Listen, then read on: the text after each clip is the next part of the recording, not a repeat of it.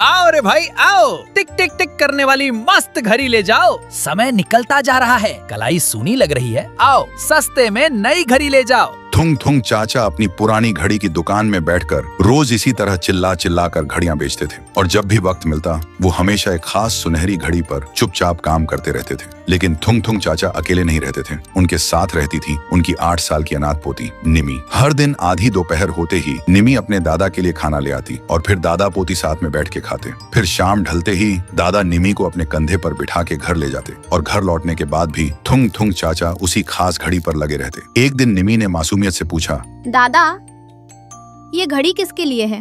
आप इसमें इतना वक्त क्यों लगाते हो? दादा ने मुस्कुराते हुए निमी के बाल सहलाए और कहा, ये तेरे लिए है बिटिया। जिस दिन इसकी धुन गूंजेगी ना, तुझे कभी अकेलेपन का एहसास नहीं होगा। ऐसा लगेगा जैसे तेरा दादा हमेशा तेरे आसपास ही है। पर वक्त को शायद कुछ और ही मंजूर था। कुछ महीनों बाद थुंग थुंग चाचा की तबीयत अचानक बहुत खराब हो गई। उन्हें शहर के बड़े अस्पताल ले जाना पड़ा। लेकिन जाते वक्त उन्होंने रोते हुए निमी से कहा, रोना मत बिटिया, मैं जल्द आऊंगा और तेरी घड़ी पूरी करूंगा। देखते ही देखते 2 हफ्ते बीत गए। गांव में खबर आई कि थुंग थुंग चाचा अब इस दुनिया में नहीं रहे। गांव वाले और पड़ोसी निमी को समझाते, अब रोना बंद कर दे निमी, दादाजी अब वापस नहीं आएंगे। लेकिन निमी को अपने दादा के वादे पर पूरा भरोसा था। वो हर रात उस अधूरी घड़ी को अपने सीने से लगाकर सोती। वो घड़ी सिर्फ एक खाली पीतल का डब्बा थी जिसमें ना कोई सुई थी और ना कोई मशीन। देखते ही देखते 1 साल बीत गया। निमी उस खाली घड़ी को देखते हुए रो रही थी क्योंकि उस दिन निमी का जन्मदिन था। लेकिन तभी अचानक उस घड़ी से बहुत धीमी सी आवाज आई, टिक टिक टिक,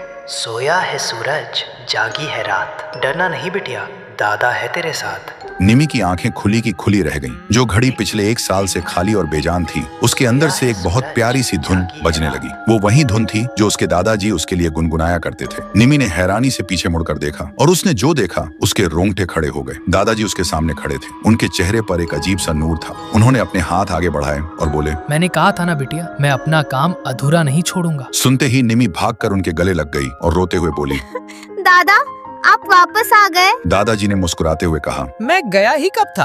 अब जब भी तू डर जाए या अकेली हो, बस इस घड़ी की धुन सुन लेना, मैं हमेशा तेरे पास रहूंगा। अब रोना नहीं।